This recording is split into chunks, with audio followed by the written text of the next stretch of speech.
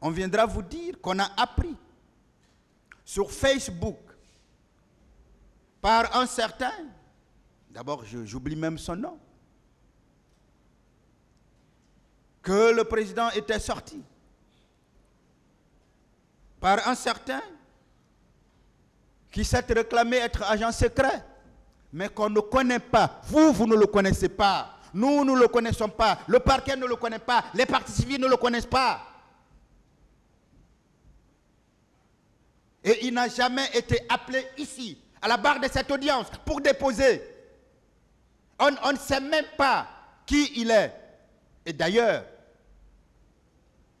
de recherche en recherche, on a même vu les photos d'un Congolais de la RDC décédé depuis très longtemps.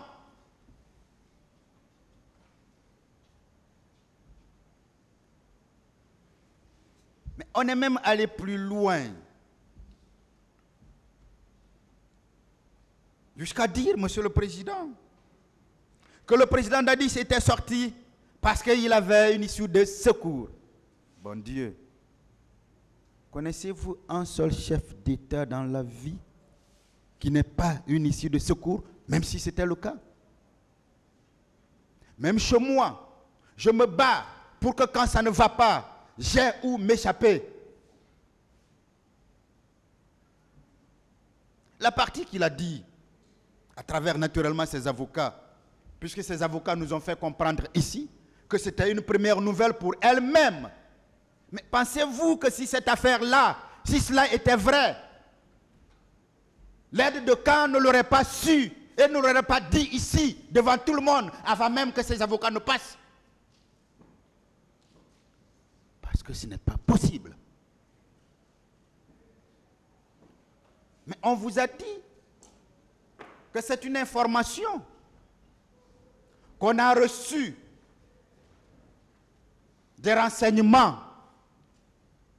On est même allé jusqu'à vous dire qu'il y a des images par rapport à cela qui auraient été prises par la chaîne Al Jazeera. Cela a été distillé dans les médias par une certaine partie de la défense, sans aucun fondement. Parce que si ces images-là existaient, on vous aurait produit ici et vous les aurez vues. Parce que le parquet aurait demandé et le parquet aurait vu. Mais parce que le parquet lui-même n'a pas vu les iota de fondement à de telles déclarations. Ça n'a été que des déclarations, des affirmations. Mais le but visé, Monsieur le Président, encore une fois, était de rabaisser un homme. Pourquoi un chef d'État qui a autour de lui des gardes,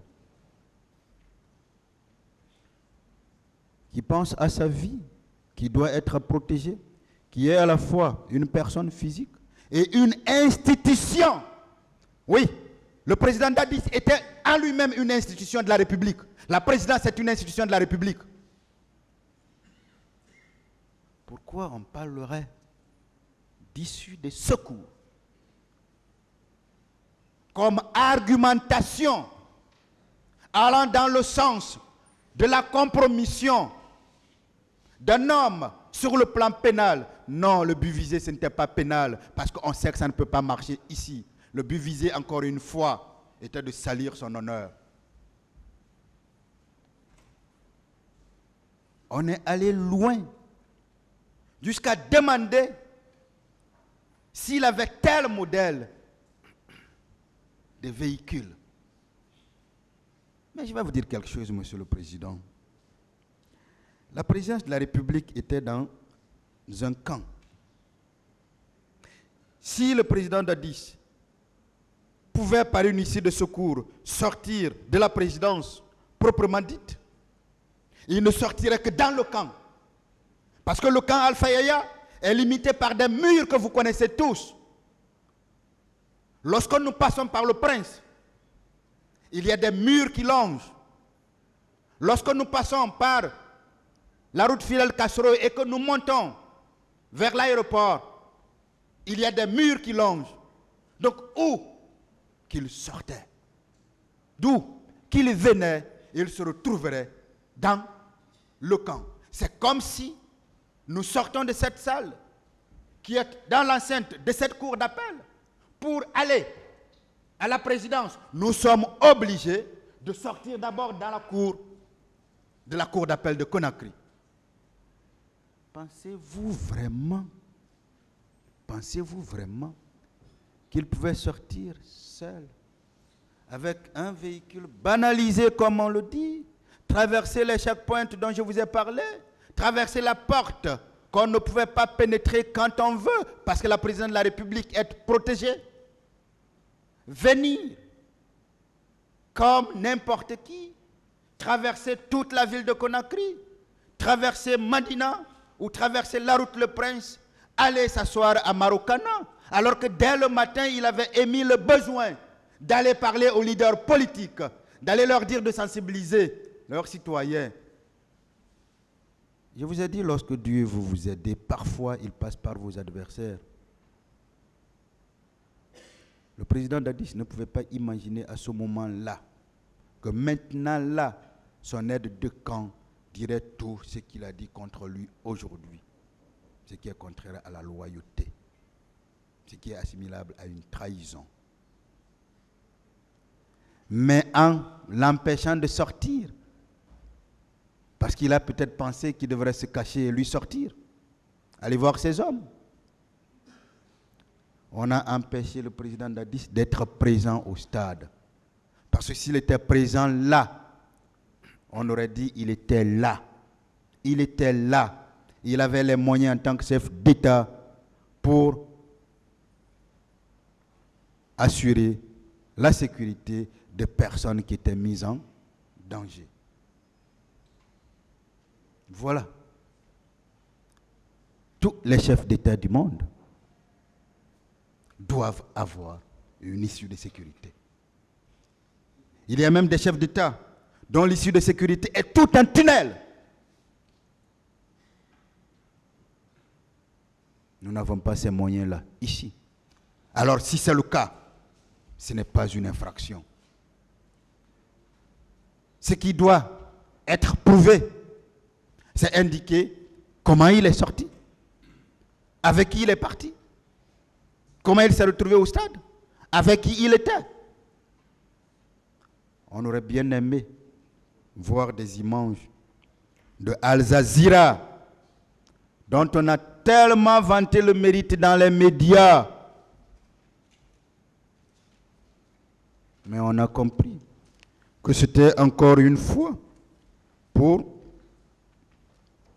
tromper peut-être la vigilance de ce tribunal, ou puisque nous étions au début, il fallait s'attirer la sympathie de l'opinion. Il fallait vaille que vaille faire comprendre que l'homme qui est le président Dadis n'est pas tel homme qui est bon, mais c'est ce monstre, ce diable qui nous a dirigés. On va vous interrompre.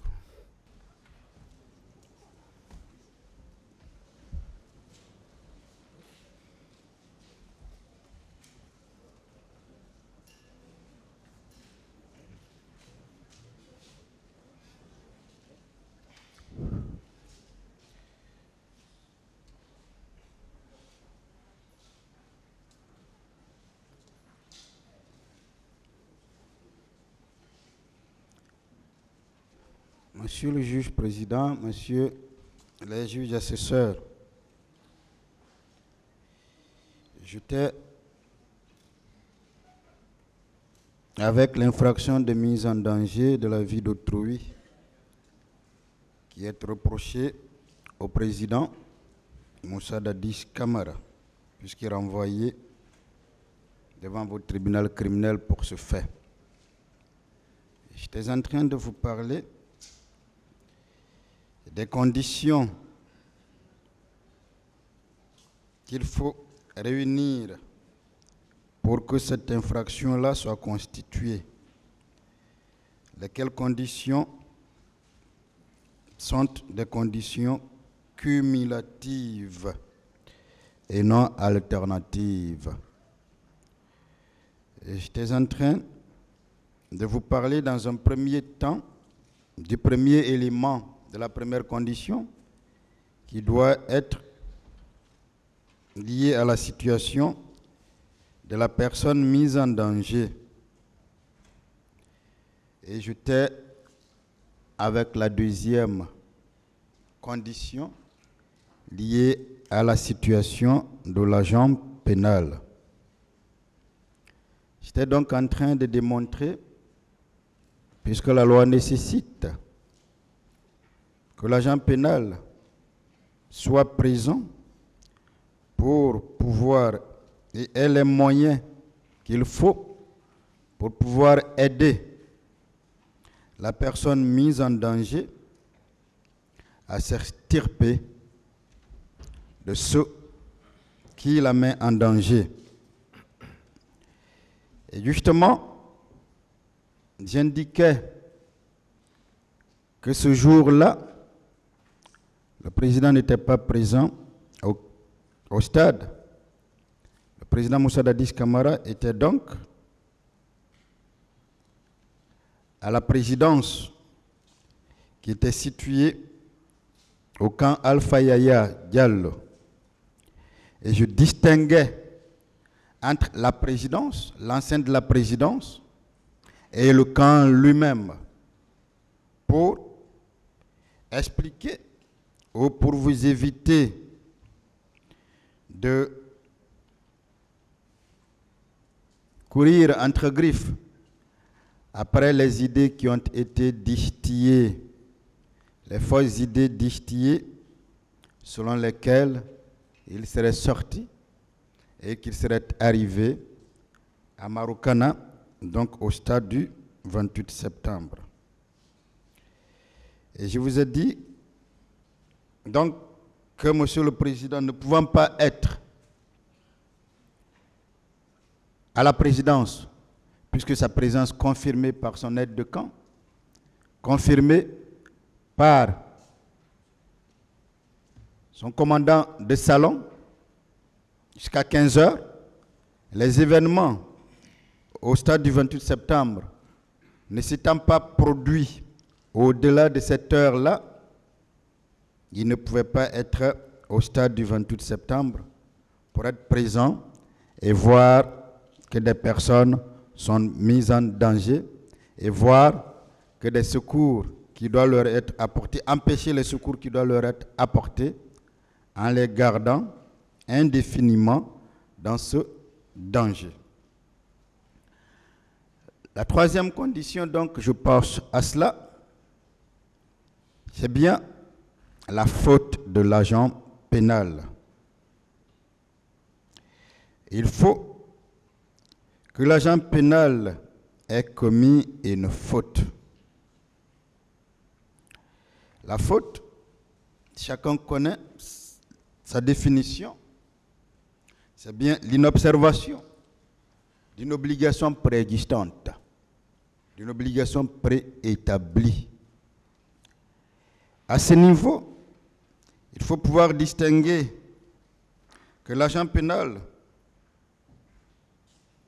si l'agent pénal agit par devoir ou si l'agent pénal agit par obligation. Parce que les deux ne veulent pas dire la même chose. On est dans une obligation lorsque nous avons un créancier. C'est-à-dire que nous sommes en présence de trois éléments importants. Un créancier, un débiteur et une prestation. Si on agit par devoir, on agit uniquement parce qu'on accomplit une prestation, mais il n'y a aucun créancier. Mais ici, l'agent pénal a des obligations vis-à-vis de la personne mise en danger dès lors qu'il est présent.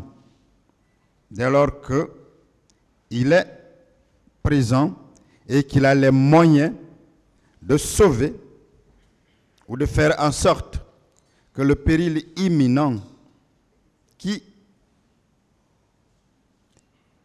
compromet la sécurité de la personne mise en danger soit effective. Alors cette faute qu'il doit commettre peut bien être la violation d'une obligation d'imprudence ou de sécurité. Elle peut bien être la divulgation d'informations personnelles. Monsieur le Président, hier, pour la défense du président Dadis, nous vous avons parlé ici de l'abstention délictueuse, article 298. La mise en danger de la vie d'autrui étant l'article 297. Ce n'est pas pour ne rien que ces deux dispositions se suivent. La légistique permet de comprendre cela facilement parce qu'il y a en réalité un lien lié à la faute dans la mise en danger de la vie d'autrui que pourrait commettre l'agent pénal s'il restait, par exemple, inerte et s'il ne faisait rien. Il n'a rien fait. Mais hier, pendant plusieurs heures, je vous ai détaillé ce que le président Moussa Dadis Camara a fait avant les événements du 28 septembre 2009, tant sur le plan administratif, sur le plan moral, sur le plan religieux, sur le plan militaire, sécuritaire, mais également ce qu'il avait fait pendant les événements sur le plan humanitaire et ce qu'il avait fait après sur le plan de la communication, de la transparence, sur le plan disciplinaire, sur le plan judiciaire et sur le plan purement humanitaire. À partir de là, on ne peut pas comprendre que même n'étant pas présent, il a pu, de quelque manière que ce soit, mettre la vie d'une personne, d'un manifestant en danger. À partir de là, on ne peut pas faire comprendre qu'il a pu empêcher un secours d'intervenir pour sauver des personnes qui étaient mises en danger.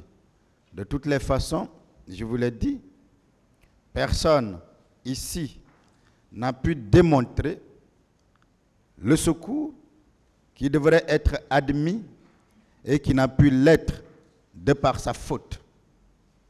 Personne ici, que ce soit au stade du 28 septembre, que ce soit dans les hôpitaux, que ce soit à la présidence, que ce soit au camp Alpha Yaya, que ce soit partout.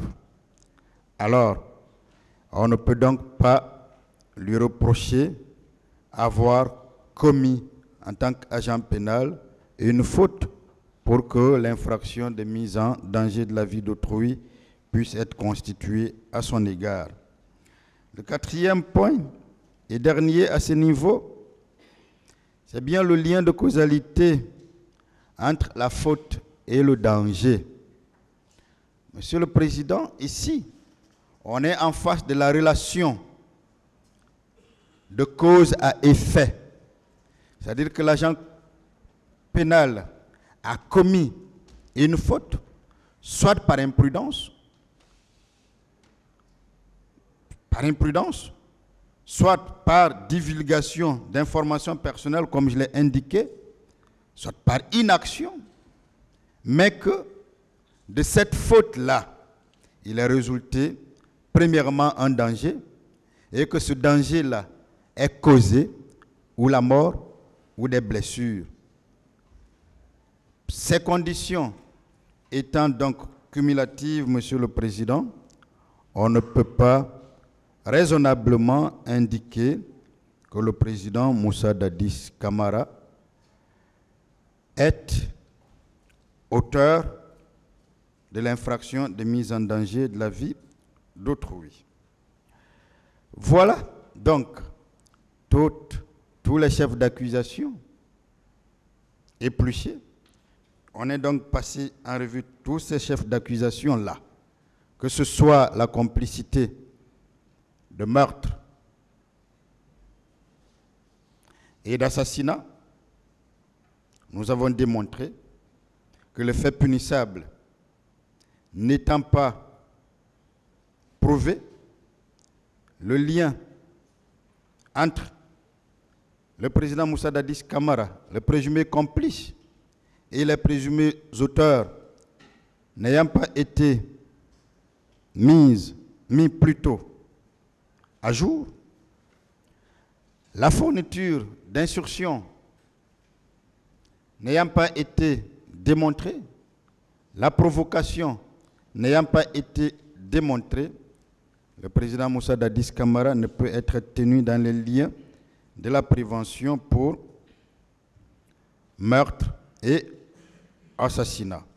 De même, en ce qui concerne la complicité d'enlèvement, de séquestration et de torture, il ne peut également être tenu dans les liens de la prévention pour ces crimes constitués, dès lors tout simplement que personne ici, dans cette salle, n'a pu démontrer les enlèvements, n'a pu démontrer les tortures, n'a pu démontrer les séquestrations, n'a pu donc les imputer à un auteur principal pour que ce fait principal qui est punissable soit imputé à cet auteur-là et que personne n'a pu créer ce lien-là entre le président Dadis en tant que présumé complice et les présumés auteurs. Il en a été de même pour les coups et blessures volontaires. Personne ici, Monsieur le Président, n'a pu indiquer au-delà de tout doute raisonnable le lien de complicité ou l'infraction de complicité du président Dadis dans la commission de ces faits. D'ailleurs, ces faits n'ont pu encore une fois être imputés à des présumés auteurs qui seraient principaux et pour connaître le lien de complicité avec le président Dadis. Il s'agit également de l'infraction de complicité d'incendie volontaire, de pillage. Je vous ai dit qu'il n'ayant pas d'ailleurs un auteur principal pour ces infractions, on ne peut pas poursuivre pour complicité. Il en est de même pour l'infraction de vol à main armée. Le vol étant la soustraction frauduleuse de la chose d'autrui, on a pu démontrer ici quelles sont les choses qui ont été volées, soustraites, qui les a soustraites, quel est le lien entre celui qui les a soustraites et le président Moussa Dadis Camara. Quelle instruction a-t-il donné dans ce sens-là? Quelle provocation a-t-il usé pour que la commission de ces infractions-là soit possible? On a également démontré le mal fondé de l'abstention délictueuse en vous étalant pendant plusieurs heures les actions que le président Moussa Dadis Camara a posées. On vient enfin de vous démontrer que l'infraction de mise en danger de la vie d'autrui ne peut être constituée à son égard. Monsieur le Président, ainsi, on clore la question d'infraction. Mais voici ce que l'on voudrait vous dire, Monsieur le Président, Messieurs les juges assesseurs. Que devrait faire en réalité le ministère public pour asseoir votre conviction? Le ministère public devrait prouver l'existence et la réalité de la commission de ces infractions. Et il ne l'a pas fait. Mais cela ne suffit pas. Il ne suffit pas de prouver l'existence et la réalité de la commission des infractions. Même s'il avait fait, il devrait les imputer aux auteurs principaux. Il ne l'a pas non plus fait. Et même si il avait trouvé le moyen, outre le fait de prouver l'existence et la réalité de la commission des faits, de les imputer à des auteurs principaux, il devrait aussi prouver la participation du complice qu'est le président Moussa Dadis Camara à la commission de ces infractions par provocation, par fourniture d'instructions, comme l'ordonnance de renvoi l'a si bien détaillé pour aider le parquet, mais surtout par aide et assistance, comme l'ordonnance de renvoi l'a voulu ainsi en ce qui concerne l'affaire Kaléa, où on ne nomme pas une infraction proprement dite. Mais donc, en lieu et place de ce travail, le ministère public a plutôt tenté de faire plaisir à l'opinion, de faire peut-être plaisir à ses autorités de nomination.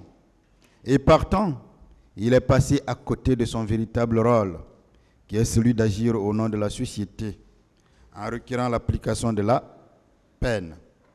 Deux éléments probatoires permettent de comprendre la démission du parquet. Premièrement, le discours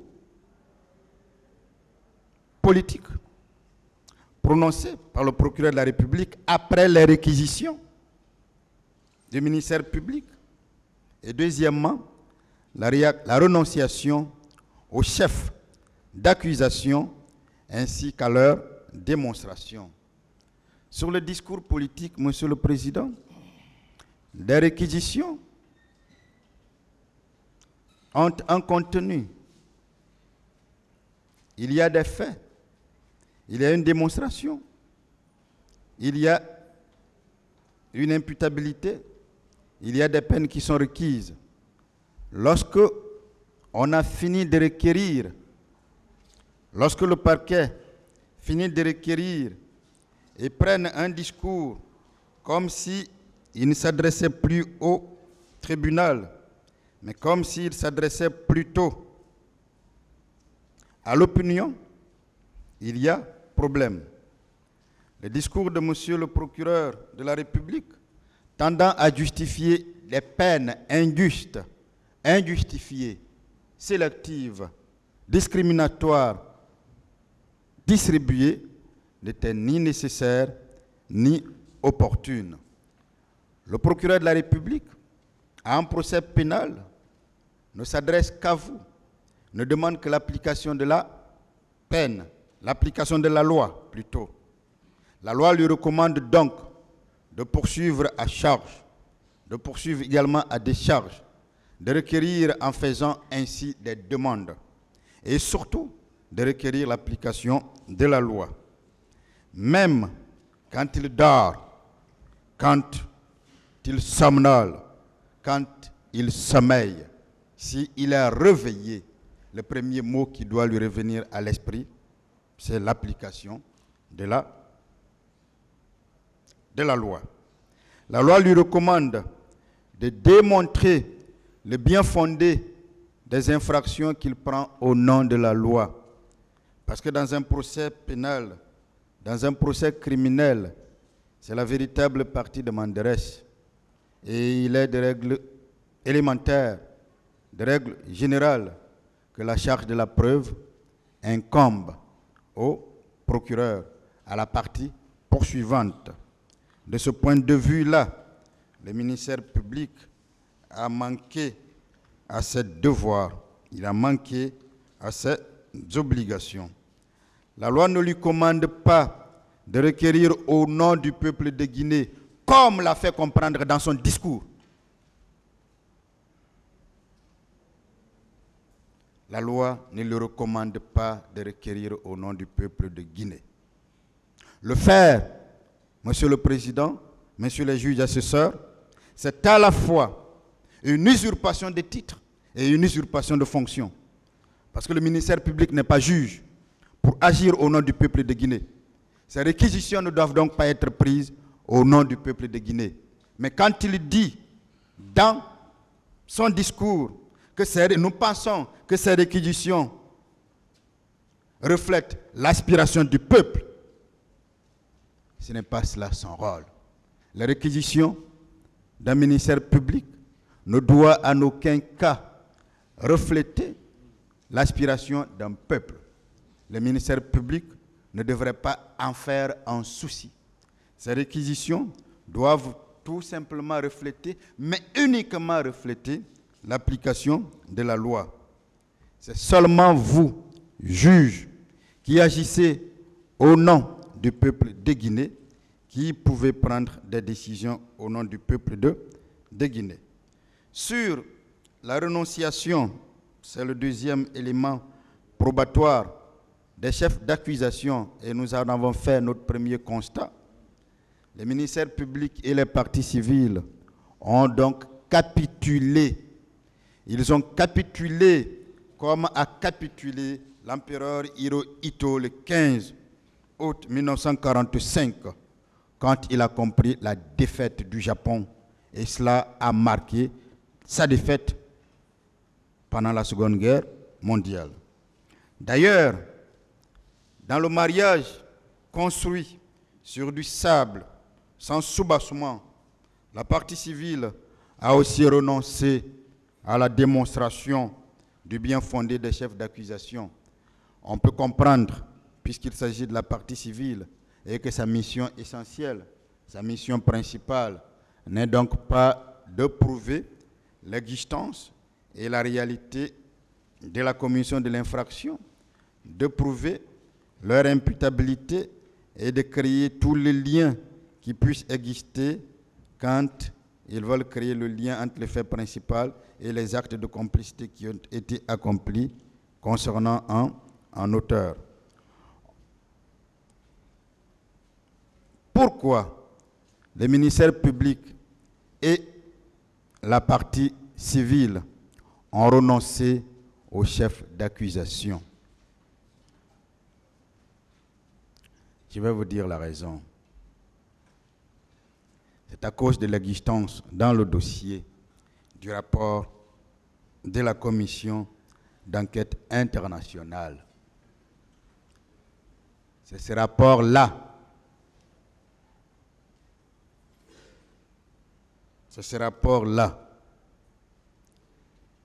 qui les amène, qui sert pour le ministère public, qui sert pour la partie civile de fondement essentiel à la requalification dans cette affaire. Parce que ce rapport, qui contient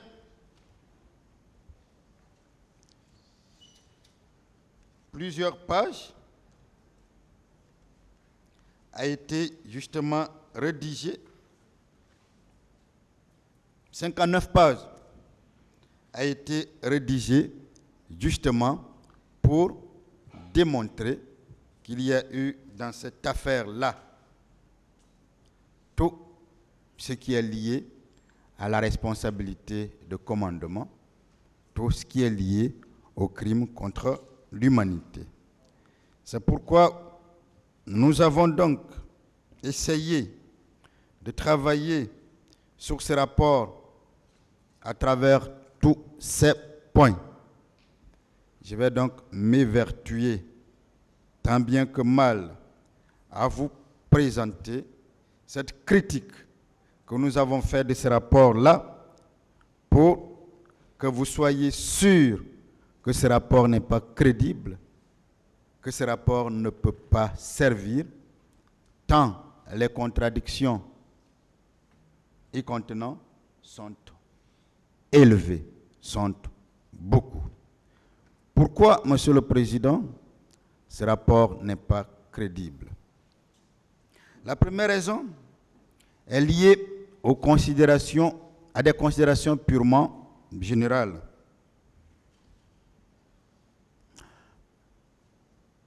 Nous sommes dans un mariage, nous sommes dans une entente entre l'ONU, la communauté internationale, puisque le rapport a été fait sous l'égide de l'ONU, nous allons en parler, et un pays souverain, la Guinée, qui peut être engagé par son chef d'État.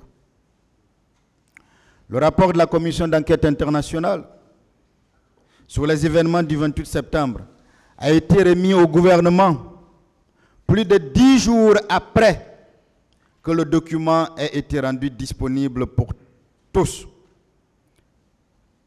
Voyez-vous, l'autorité légale de Guinée qui a demandé, qui a accepté des enquêtes au niveau international est la dernière autorité à recevoir un tel rapport. C'est important. Le deuxième élément, la deuxième raison, du fait que ce rapport n'est pas du tout crédible, est lié, Monsieur le Président, à des observations générales sur son résumé. Nous résumons ça pour vous. La CEI, donc la Commission d'enquête internationale, dit être à mesure de confirmer l'identité de 156 personnes tuées ou disparues, soit 67 personnes tuées, et dont les corps ont été remis aux familles, 40 autres personnes vues mortes au stade ou dans les morgues, mais dont les corps ont disparu, 49 autres vues au stade dont le sort reste inconnu. Ce petit élément est important pour indiquer le nombre de morts dans cette affaire.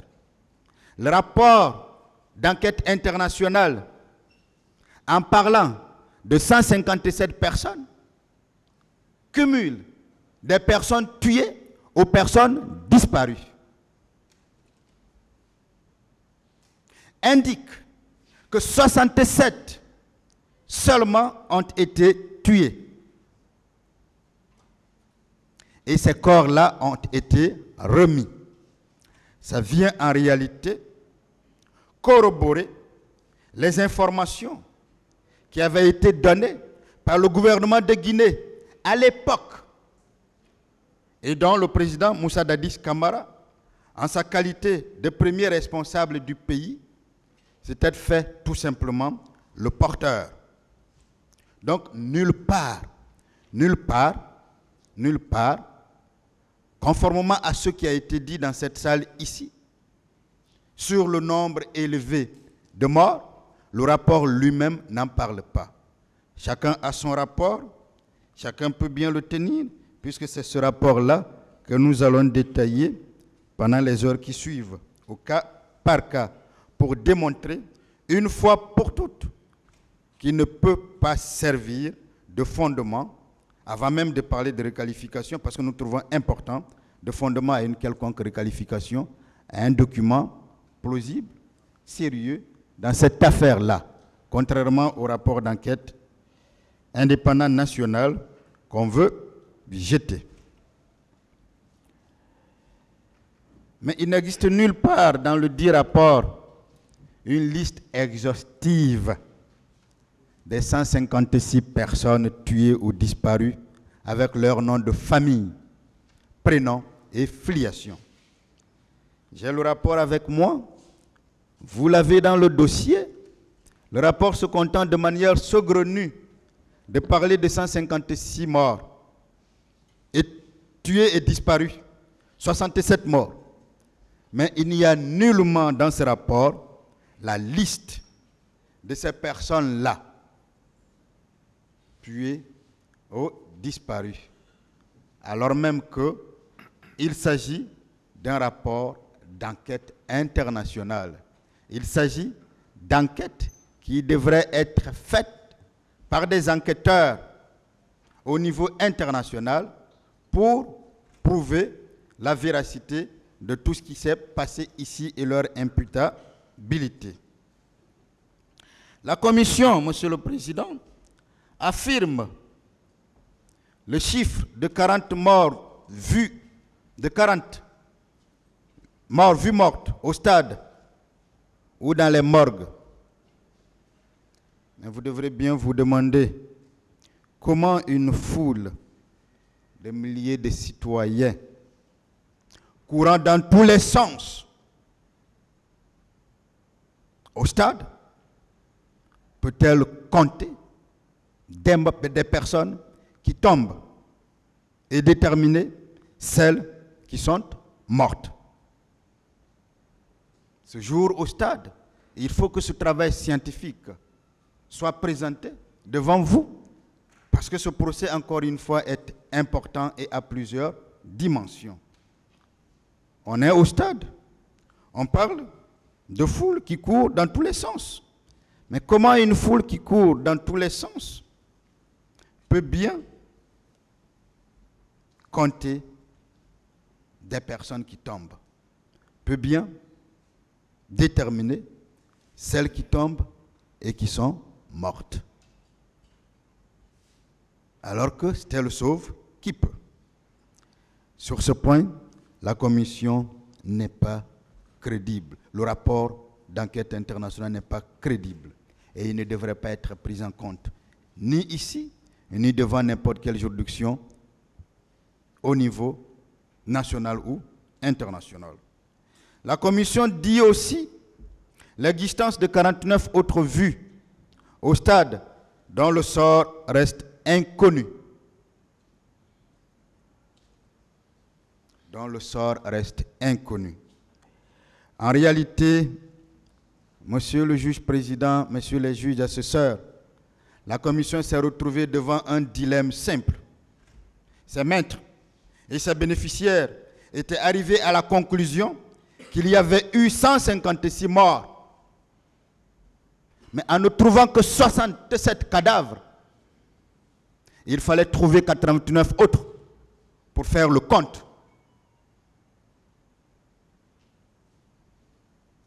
« 67 plus 86, ça fait exactement 156. On n'a trouvé que 67 corps, 67 cadavres. Mais comment faire le compte pour arriver à 156? Étant donné qu'il était difficile de faire des 89 autres personnes des morts sans dépouille, il a fallu créer des catégories.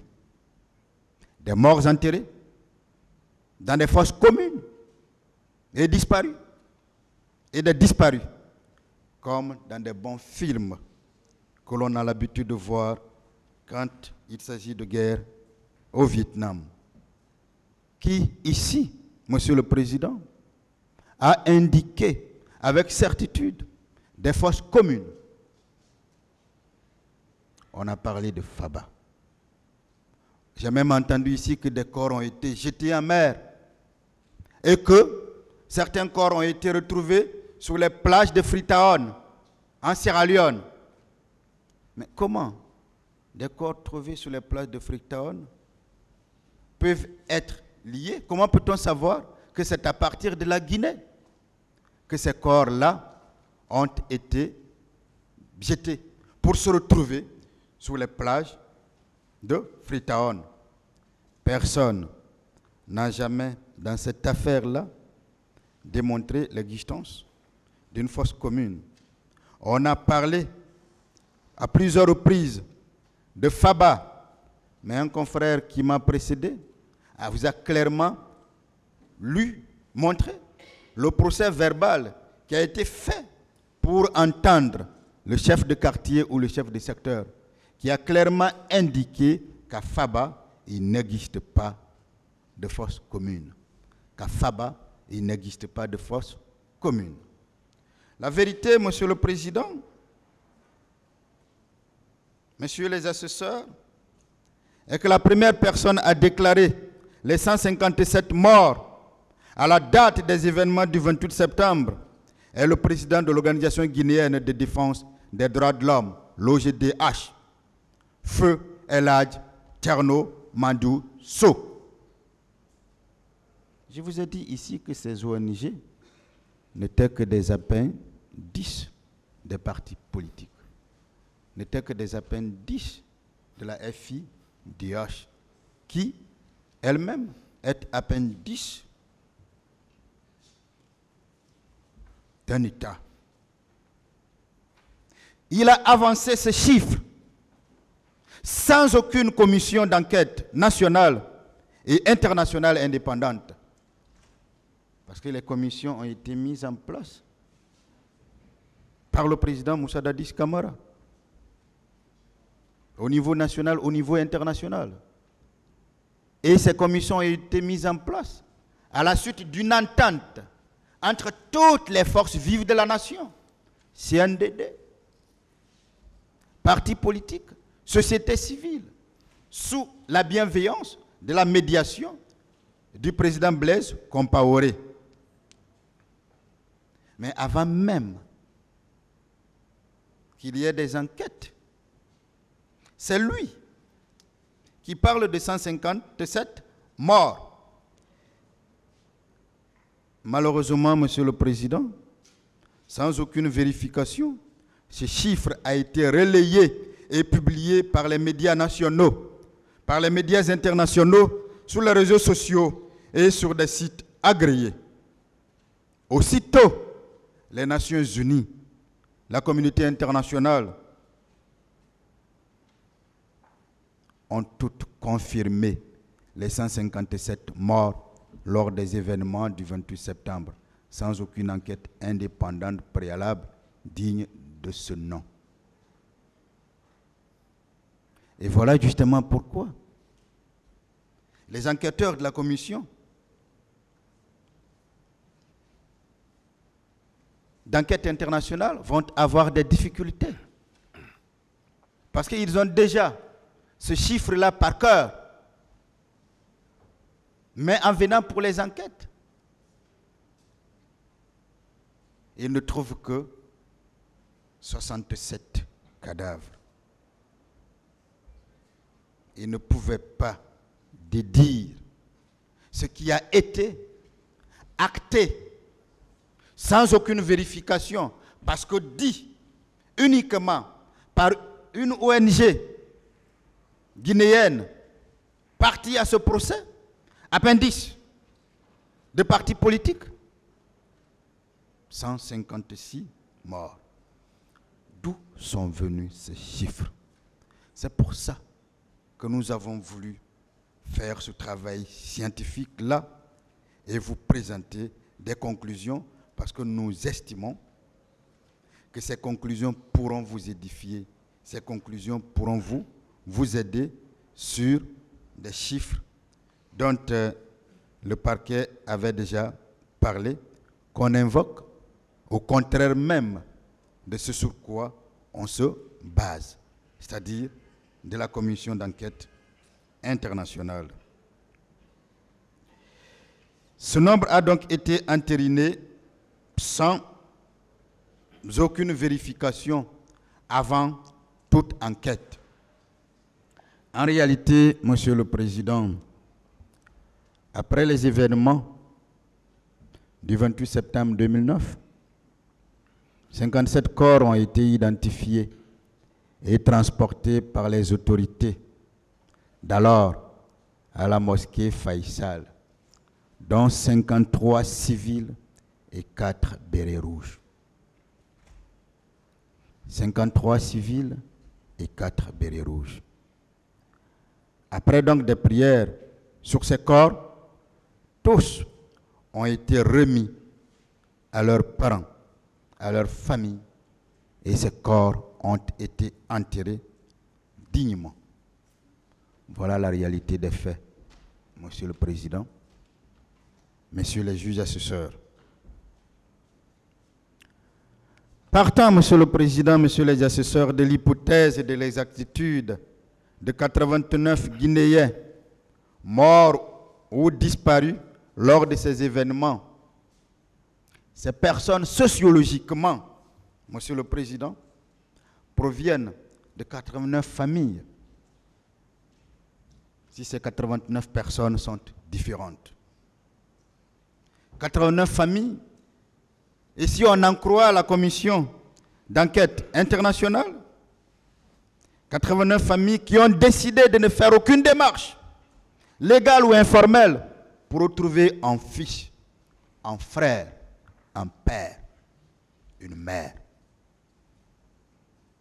Décidément, Monsieur le Président, les enquêteurs ne connaissent pas notre pays. C'est normal. Je n'ai pas parlé d'eux, parce que je ne veux pas parler d'hommes. Mais Ben Diaoui, qui a été le premier responsable, ces deux assistants, la malgache et la burundaise, nous connaissons bien les liens qu'ils ont avec le professeur Alpha Condé. Mais nous ne voulons pas parler de personnes, puisque c'est un travail scientifique que nous cherchons à vous présenter en estimant qu'il pourrait vous aider énormément dans la quête de la vérité, judiciaire. Pour indiquer que ces enquêteurs ne connaissaient pas la Guinée du tout. Chaque Guinéen, Monsieur le Président, est lié à des dizaines d'autres Guinéens qui ont des relations suffisamment établies pour obtenir des réponses à des questions. La Commission internationale, pour prévenir l'absence de démarches des familles guinéennes devant la Commission internationale, répond par la présence d'un bras armé, unité de police et de gendarmerie, au sein de la dite Commission nationale, qui empêcherait les familles guinéennes de faire des démarches dans sa direction. Monsieur le Président, nous sommes tous des Guinéens. Nous avons cité ici devant vous les membres de cette commission d'enquête nationale. C'était présidé par un haut magistrat qui, au-delà d'être haut magistrat, est aujourd'hui, je ne sais pas le dire en français, le sage ou le sotiquement, je crois, de son village et qui vient d'aller à la retraite, qui a été magistrat à la Cour suprême, Siriman Kouyaté. Cette commission, vous avez vu sa composition? Il y avait des religieux, il y avait des sages, il y avait des magistrats, il y avait des avocats. Même si on a confondu ici, et le parquet l'a voulu le dire et pour faire comprendre que même le barreau avait rejeté, mais il faut bien qu'on sache distinguer entre le barreau institution et le statut personnel de chaque avocat libre d'appartenir à ou de répondre à telle ou telle invitation. Chaque avocat peut bien répondre à toutes les invitations dès lors que ça ne heurte pas la sensibilité des règles de son ordre, alors qu'on ne confonde pas les deux.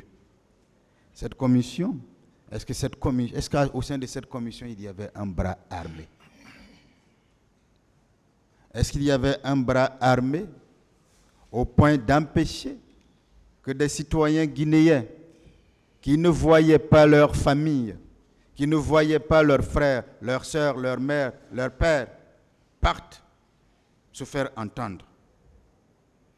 Ainsi, Monsieur le Président, Messieurs les assesseurs, la commission d'enquête internationale savait que s'il n'y avait que 67 morts, il ne serait pas possible de qualifier les événements de crimes contre l'humanité. S'il n'y avait que 67 morts, il ne serait pas possible de qualifier ces événements de crimes contre l'humanité. Et donc, pas de poursuite devant la Cour pénale internationale. Et donc, pas de disqualification politique du président Moussa Dadis Camara. La commission d'enquête internationale a aussi confirmé, dit aussi confirmé, qu'au moins 109 femmes ont été victimes de viols. Tout est dans le rapport d'enquête international. De viols et d'autres violences sexuelles, y compris des mutilations sexuelles et d'esclavage sexuel. Parce que pour que les crimes du 28 septembre soient les plus abominables possibles, il fallait, en plus de morts violentes d'une population pacifique, ajouter qu'il y avait aussi des viols sur des femmes et sur des enfants. D'ailleurs, la partie civile s'est évertuée à un moment donné à indiquer la différence entre les crimes commis au stade du 28 septembre et ceux commis dans le passé. Et cette distinction qu'elle avait faite et qu'elle continue de faire est justement liée à la question de viol, à la question de mutilation sexuelle, à la question d'esclavage sexuel. Puisqu'on ne peut pas trouver des enfants, on n'a pas trouvé des enfants parmi les cadavres. De toutes les façons, la commission d'enquête internationale ne nous a présenté aucune liste, aucun nom.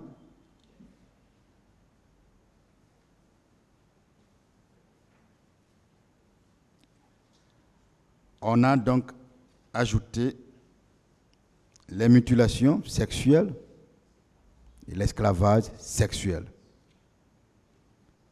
Mais les hôpitaux publics, Monsieur le Président, Messieurs les assesseurs, ont déclaré, selon la commission elle-même, 33 cas de viol.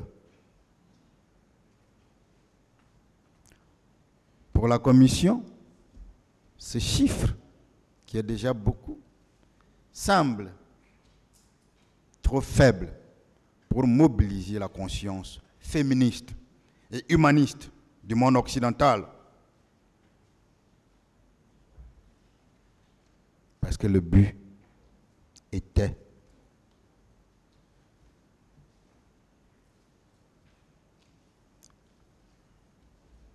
de présenter la Guinée, le CNDD, le président Moussa Dadis Camara, comme des responsables de faits aussi ignominieux.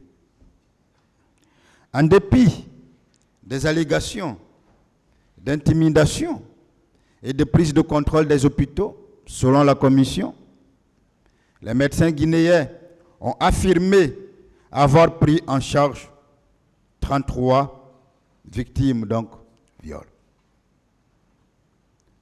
Dans aucune déclaration publique, Monsieur le Président, Messieurs les juges assesseurs, les médecins guinéens n'attestent des cas de mutilation sexuelle et des cas d'esclavage sexuel. Dans aucune déclaration publique. Les archives existent. Où les enquêteurs ont trouvé à ajouter à ce qui est déjà gravissime et qui est passé à ce stade-là, des mutilations sexuelles et des esclavages sexuels. Voilà encore pourquoi le rapport de la commission d'enquête internationale ne peut pas être crédible.